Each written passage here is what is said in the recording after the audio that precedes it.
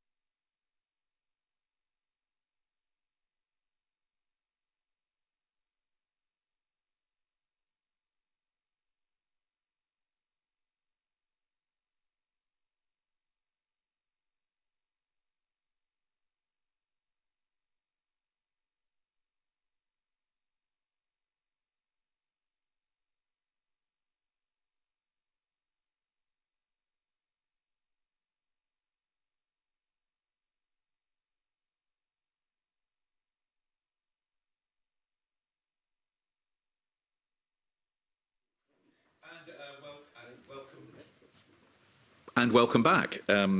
We are now considering our second petition, where we're going to be joined by witnesses remotely this morning.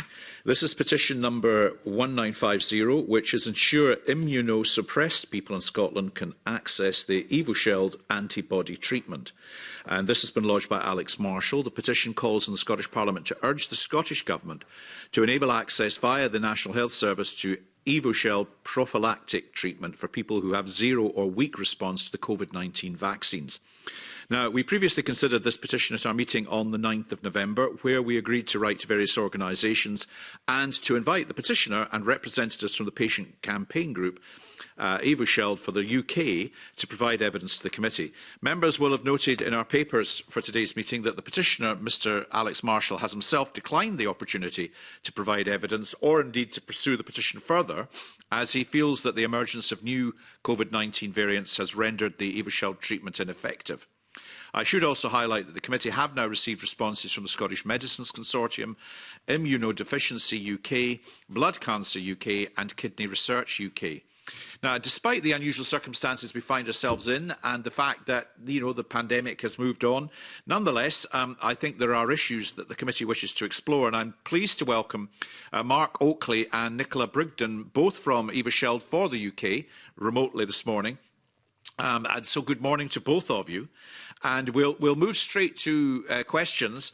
If you can raise your hand or put in an R or the usual things, but the clerks are monitoring and they'll make sure that we know when you would like to come in and contribute. And I'm going to move straight to my colleague David Torrance. Thank you, Convener, and good morning to witnesses. How do witnesses respond to the assertion that Evusheld is not as effective against the Omicron variant of the virus? And you have to try. I think maybe if you can seek to decide who's going to answer first. I'll ask Mark first. Okay. Yeah, I mean, we are certainly in an ever-changing position with this virus. It is still at the moment in the UK showing to be effective, not against all variants, but it is still giving some level of protection. We're kind of in the situation where somebody that's immunocompromised and hasn't had any protection, which I'm one of those people, if you told me I could take something that will give me 10% protection, I'll take that hand over fist. It's been suspended at the moment temporarily in the United States because of their variant mix, but they are looking to bring it back once that variant mix changes again. It's still in use in all the other European countries and the other 32 countries that are using it and still being used. And they are using it with a kind of a caveat on it that, it isn't a magic bullet and that you still need to take other precautions with it. And I think anybody that is in this position of being immunocompromised isn't stupid enough to take unnecessary risks, having had to shield for nigh on 3 years. David Charles? Thank you, Convener. Is there further... do you want to bring in Nicola as well? I don't know if Nicola's got anything to say on it. Yeah, I mean, just to add to what Mark has said, most of the studies that have been carried out on the Evusheld against the new variants are in vitro, which are in the test tube. We know from the feedback from, the immunologists and the people that were in contact abroad that the Evusheld works a lot different real world and in the real, the human body, and it seems to be a lot more effective. In that manner. So, we're hearing that hospital admissions are down in other countries due to this. Thank you for that. Is there any further real-world research being undertaken for Evusheld, which could be considered by NICE to help promote it?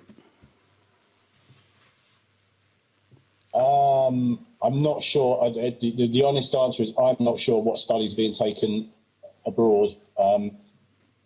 Obviously, there has been a lot of studies when you look across globally. There's the veterans study in America. There's the one done in France by the Louis Pasteur Institute. And there's the CITES study in Israel. They have all been showing very, very good results against various variants. Nicola, you got anything to add? No, pretty much what Mark has just said. Yeah, I mean, there's new studies coming out all of the time, and as quick as we can get hold of them, we submit them to the government, to give them the additional information. And can I ask, given your own experience, and I have some direct experience as well, in what way did you find that the inability to access this particular treatment led to a different pathway through and out of the pandemic to others? I mean, clearly, people who are immunosuppressed, there were bigger concerns still resting with them, even as they saw everybody else acting more normally. I mean, if I can come in there, I think to pick up on one of the phrases you used there, moving out of the pandemic, got people in this situation are still very much in the pandemic. Yeah. People that haven't been fortunate enough to be able to fund this drug for themselves, and that is the vast majority of people, are still living this pandemic every day. I was fortunate enough to be able to pay for the drug. I had it on the 1st of November. Up until that point, I was close to 1,000 days of shielding.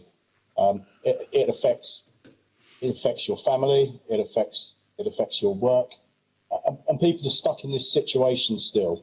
And it's still ongoing. They're fearful. They have no financial support. It's having long-term mental effects on people.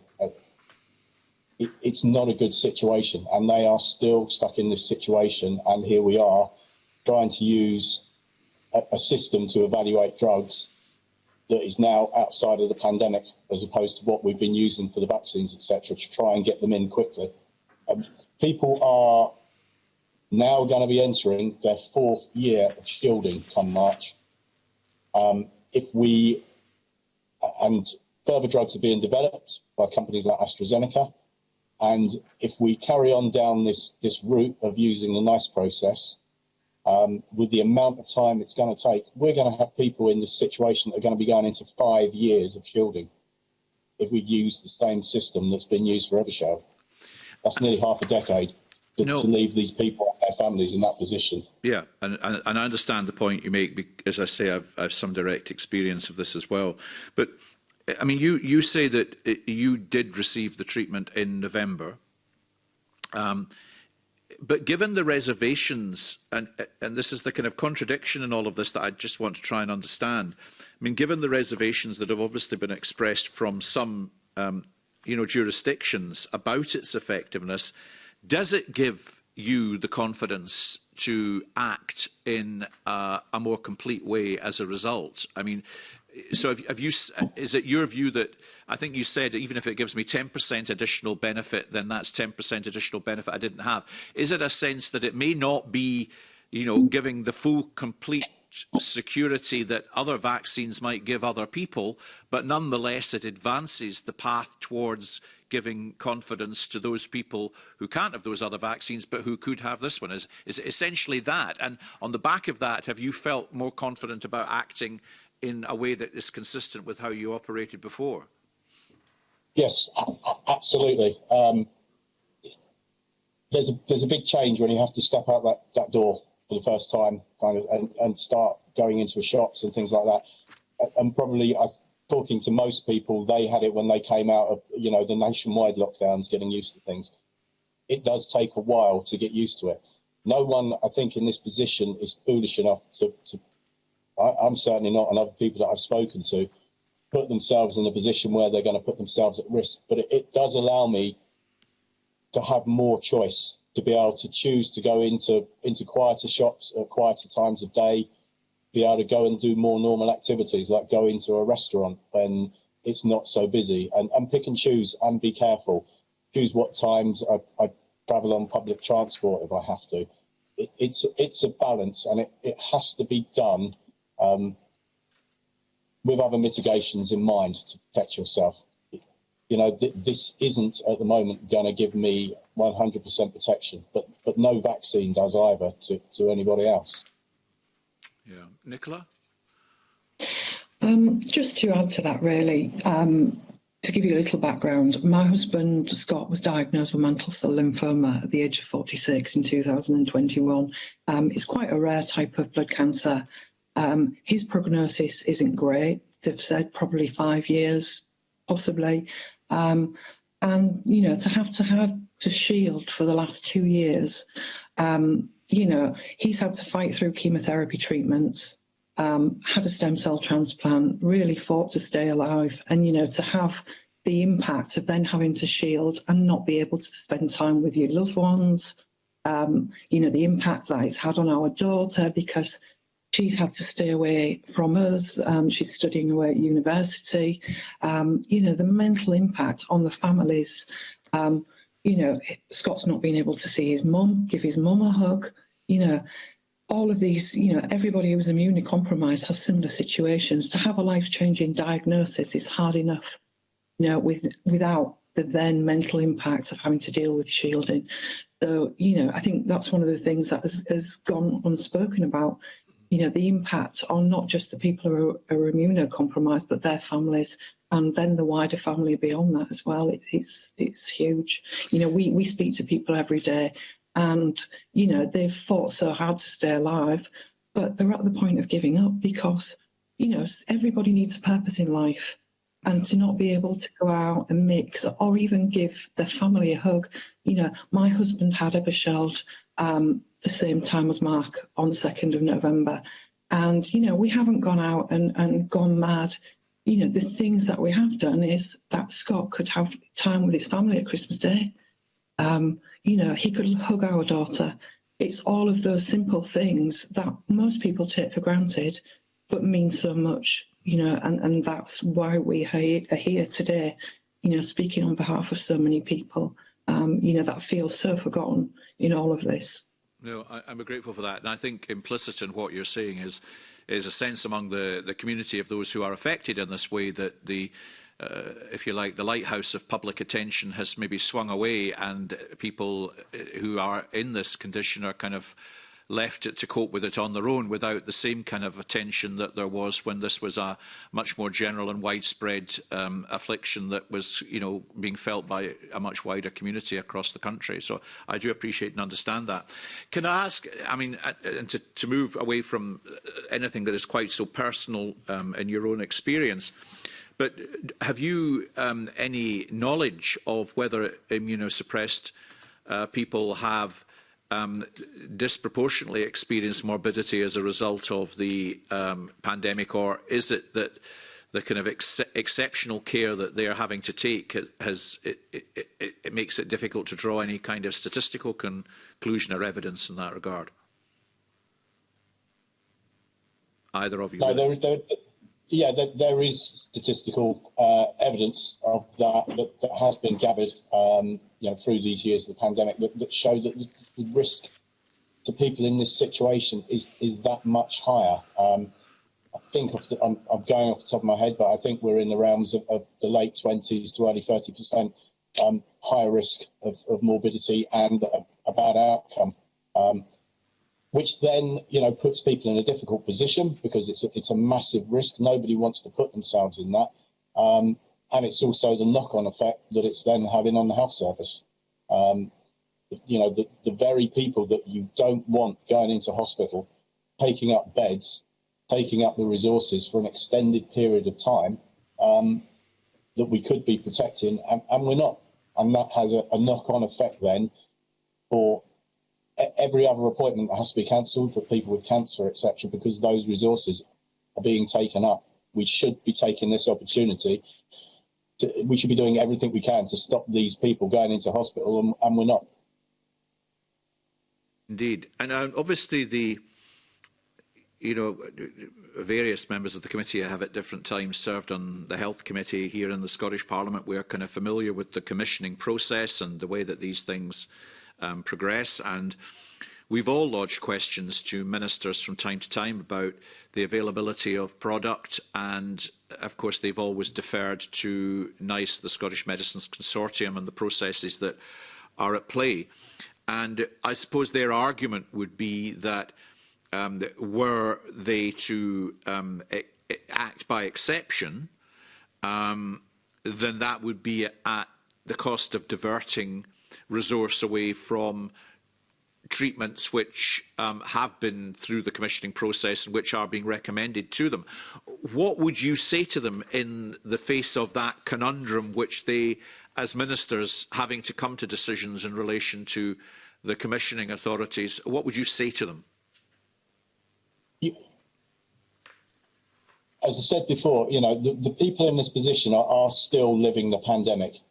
We used much quicker systems for assessing these drugs and getting them into place during the pandemic than we have for Evusheld. You only have to look at the last vaccine that was approved by the government. It went through the MHRA and then was put into use within 2 months on very limited testing. And that's exactly right. That's what should be happening in that situation. It's needed, and it needs to be assessed quickly. To put a drug like this, where so many people are affected by it, through a long, prolonged process, it's just wrong. It's just unfathomable, to be honest. Okay. And it's cruel. So I understand. Essentially, you feel that this should be subject to the same emergency provisions that applied at the height of the pandemic in order to accelerate the consideration. Alexander Stewart. Thank you, Convener. And thank you so far for your comments, members of the panel. NICE have already taken some appraisals and some technological outlook to see what's been happening with this product. Are you aware of any other countries that are using Evusheld that have carried out similar appraisals or technological processes to that being carried out and undertaken by NICE itself, Mark? It's being used in every G7 country. It's being used in 32 countries around the world. The European Medicines Authority sanctioned it. I understand from people who've spoken to that even Japan, which is notorious as one of the slowest countries to recommend and implement the use of drugs normally, they have still assessed it and brought it into use, and yet here we are lagging behind. So it's worldwide, it's been used by a lot of countries. Mm-hmm. I think that there was one, was it Ontario Health, that had some issues with it, and I think they're aware, or they wouldn't recommend it routinely, I think was one of the situations we had when it came to Ontario Health. And are you aware of any other countries that have withdrawn it or are having difficulty with it? As I said earlier, certainly at the moment, the FDA in America have temporarily suspended its use. That's because of the makeup of the variants over there at present. However, they have made it clear that the intention is, once that variant mix changes, their intention is to bring it back into use. They've told medical facilities not to get rid of their stocks of the drug so that it can be used again and rolled out. Okay, thank you, Convener. Okay, thank you. I mean, obviously, I acknowledge that there were many other countries that moved very quickly at a point when this drug could have been introduced, and we didn't. I understand that NICE and the SMC were participants in a meeting that took place a fortnight ago and are now talking about final guidance being produced in April. So I suspect there's not a lot that the committee is going to be able to do that's going to accelerate this process, but I understand everything you're saying as to why the petition is there and why you think it should. And it also brings home, I think, potentially lessons that can be learned, because who knows what situation we might face again. And it does seem that there was a process at a point. That process has been normalised back to existing practice, and therefore people are struggling. Carol Mockin, are you trying to catch my eye? No, not particular. Right. So I think that's been very helpful for us this morning, just in understanding the issues. Fergus Ewing, you're... Yes, thanks so much, Convener. Good morning to both Mark and Nicola. The information that has been provided to us suggests that there's around 650,000 people who are immunosuppressed in the UK and around 80,000 in Scotland. And we're advised that all of these people are at high risk of serious illness or death. So obviously we accept this is an extremely serious matter affecting a great number of people. Mark, you've mentioned a couple of times that people in this situation lacking access to Evusheld have been shielding.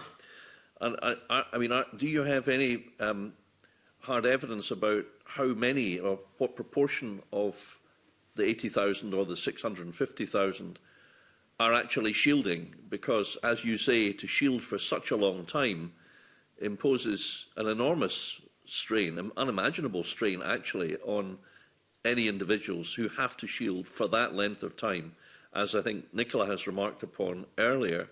But what I don't see, maybe I've missed it, but I don't see any evidence, if there is any, it may not be possible to obtain any, about how many of this group of people are actually still shielding and have been shielding now for several years.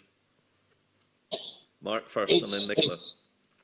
I mean, it is a difficult one to quantify. I mean, even the figures of the number of people that are affected by this are from the NHS, and they're not entirely clear on their figures. I mean, certainly from our experience on our group, we've got about 3,000 members, and the vast majority of them are either shielding or living a very restricted life, being very, very careful where they go, what they do, not taking part in normal activities, which, to be honest, you all sitting there, you don't think about anymore, and the vast majority of the population doesn't think about anymore. Going into a pub, sitting on a train, sitting on a bus. So, just judging by our group, that there are it's still a high amount of people. And what you have to remember as well is for every person that is immunocompromised that is having to deal with this, in most cases there is at least one other family member that is also having to put their life on hold to some extent. We've had members that have lived separately from their family, continued times. I personally lived for nearly 9 months on and off away from my family, living in a summer house in the garden at times when the risks were difficult. There are people that are not able to go to work. We've got a lot of people that, you know, at a time when nationally the workforce is missing people, we've got lots of examples of people that are having to make a choice between working or not. We were contacted by one school teacher. The school's removed the mitigations to protect her. She is left with a stark choice now. Does she carry on working and put herself at risk, or does she now go back and shield? And she's done the latter with no financial support. It's an ever-changing picture, and it's a very difficult one to quantify. But yes, there are certainly a high number of people that are having to live their lives in a really restricted way, and it is so difficult mentally for them and their family. Well, I do appreciate everything you say there, and it's an extremely serious matter. Does Nicola want to add anything to that? I think just picking up on what Mark said, you know, there's lots of things in the newspapers about the lost workforce. Where have all these skilled people gone?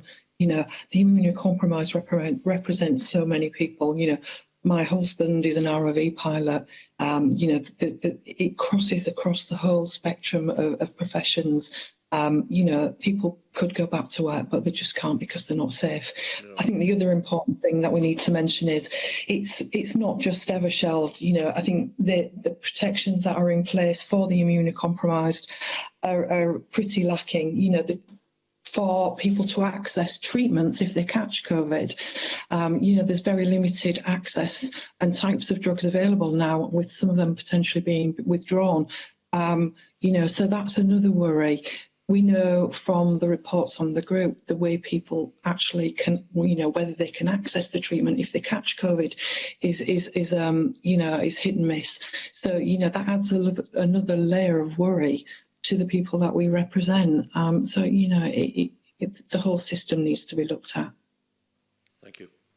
Okay, and thank you both. I think for being with us this morning. I think obviously the committee very much appreciate the personal circumstance that both of you individually, and which is a variation on, unfortunately, a theme which is extraordinarily difficult.